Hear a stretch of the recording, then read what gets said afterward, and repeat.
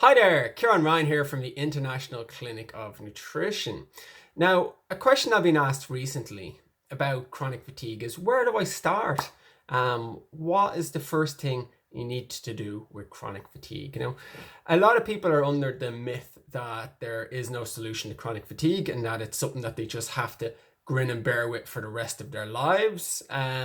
That simply isn't true. It's just that they haven't been given the right information yet. So, where do you start with chronic fatigue?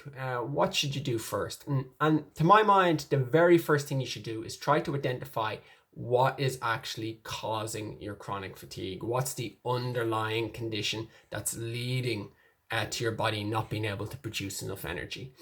And there are three main areas that you have to consider. One is mitochondrial dysfunction. The other is adrenal fatigue, and the other one is hypothyroidism. So with mitochondrial dysfunction, this is when the mitochondria, which are the little powerhouses inside every cell in the body, they, for some reason, stop working properly and stop producing ATP, which is your body's energy currency. So they're not producing enough ATP, there isn't enough cellular energy being produced, and the whole system feels low on energy.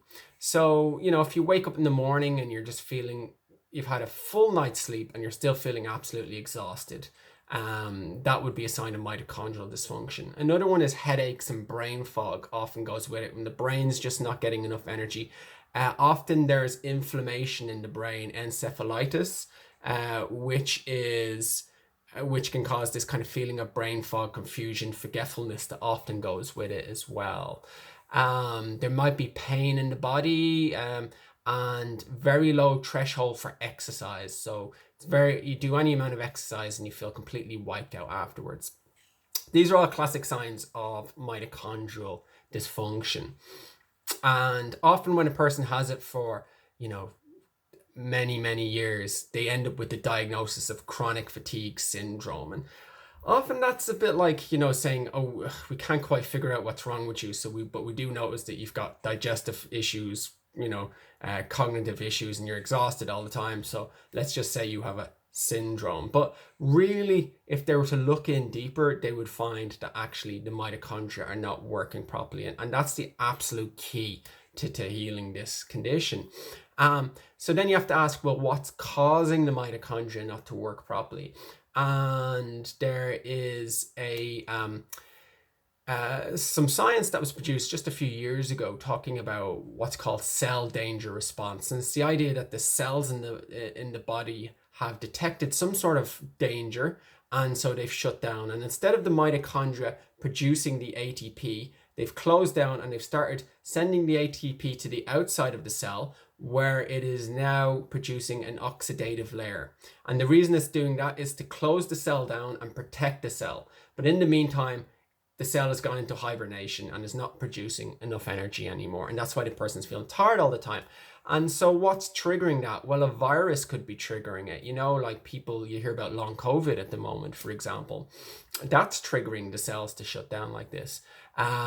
Epstein-Barr virus can be hiding out in the system and can reemerge when the immune system has got weak for some reason. Maybe it was all stress and you caught the flu and something else happened, and then the Epstein-Barr that was already in you became reactivated, and now this virus is causing cell danger response, and that's leading to mitochondrial dysfunction. You could have an overload of toxic metals and you could be too toxic, and often but you need ATP to detoxify your body. So buildup of toxins is very common with people with mitochondrial dysfunction. They often have sweats during the night and they're overheated, and the body is sweating a lot, and that's a sign that they're not detoxifying properly. Also, because the brain is not detoxifying properly, and that's why there's a lot of inflammation building up there too. So another one, I suppose, would be digestive issues. If you've got a toxic gut because you've got too much bad bacteria, not enough good bacteria, maybe you've got candida overgrowth or a parasite or something going on there, SIBO as well. Any of these sort of conditions inside the gut can be producing a lot of toxins, and those toxins are causing the cell danger response, which is leading to the mitochondrial dysfunction. So when you can get to the root cause of what your mitochondrial dysfunction is, then you can start taking the appropriate treatment to fixing it. So there's ways of fixing all these things, but you've just got to know what's actually causing it. Now, the other two areas, adrenal fatigue. This could be caused by mitochondrial dysfunction, that could actually ultimately lead someone to adrenal fatigue, or it might be caused by too much stress. And essentially it happens because the adrenals have become kind of tired and worn out, and that's usually a nutritional deficiency. They've just been overworked for too long and maybe need more B vitamins or more zinc or vitamin C, something like this. But also the communication between the brain, the hypothalamus in the brain, and the adrenals can become scrambled too, and the biofeedback gets all messed up. And that usually happens when a person's been through prolonged stress for a long time. Now, I mean, something like a very bad gut, if you had an infection in your gut for a very long time, which people often do, that could be keeping you in a high state of stress for a long period of time. That could be causing it. Not getting enough sleep, but also stress of work. But then also, alcohol and caffeine and throwing these stimulants into your body all the time to keep yourself pushing, going, ultimately leads to burnout. If not enough sleep, late nights, you could be work hard, play hard sort of person, you burn out.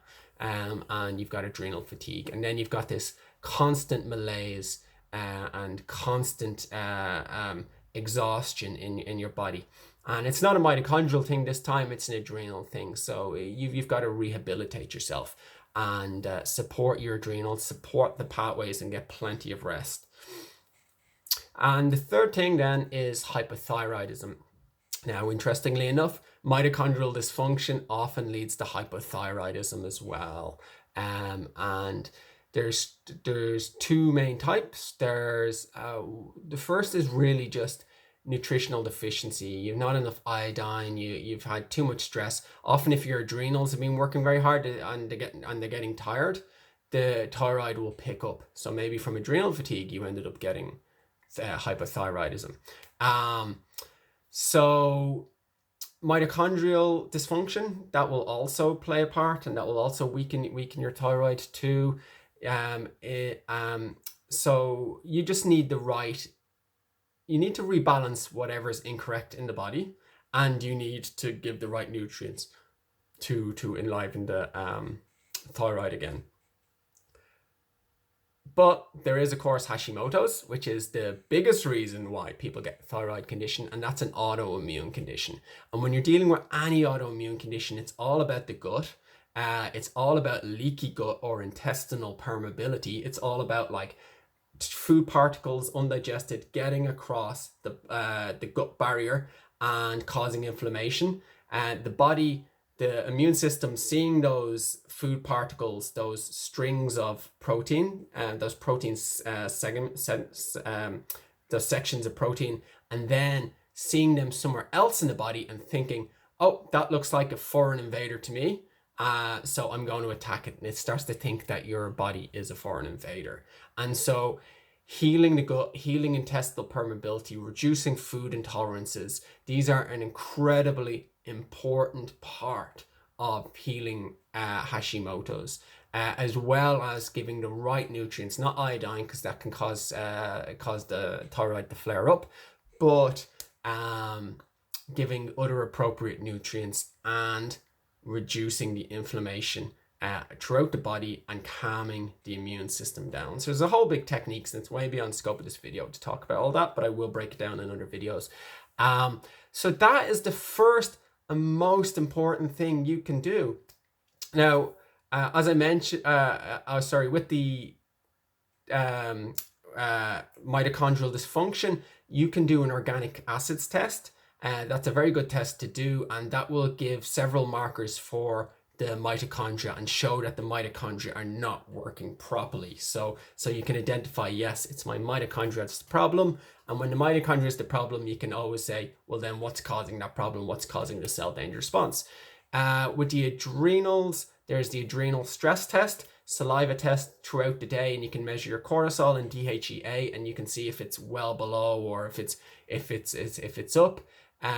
Usually people with adrenal fatigue, you'll also know because they can be very wired and tired, not able to sleep at night, absolutely exhausted during the day, waking up in the middle of the night with anxiety, or just a restless brain, having most energy before bed instead of in the morning when it should be, feeling faint and shaky and irritable when they don't eat their meals, getting slumps around 1 o'clock in the day, just getting very kind of low around lunchtime.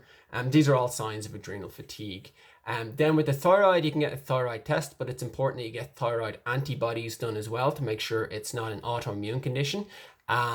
So, people with thyroid issues, they feel cold all the time, they put on weight easily, their hair gets thin and falls out. If it's very severe, they start losing their eyebrows as well. These are kind of classic thyroid condition issues as well. So there's 3 different tests you can get done, and then there's a whole bunch of different signs and symptoms that can lead you in the right direction. But identifying what the problem is a big part of the issue, whatever.